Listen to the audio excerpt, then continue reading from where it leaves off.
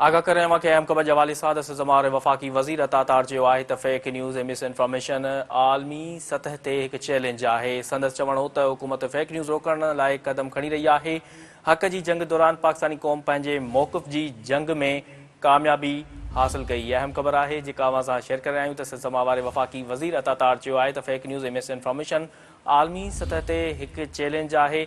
संदसि चवण हो त हुकूमत फेक न्यूज़ रोकण लाइ कदम खणी रही आहे। हक़ जी जंग दौरान पाकिस्तानी क़ौम पंहिंजे मौक़िफ़ जी जंग में कामयाबी हासिल कई। अहम खबर आहे जेका अवां सां शेयर करे रहिया आहियूं त सिलसिला वारे वफ़ाक़ी वज़ीर अता तार चयो आहे त फेक न्यूज़ ऐं मिस इंफॉर्मेशन आलमी सतह ते हिकु चैलेंज आहे।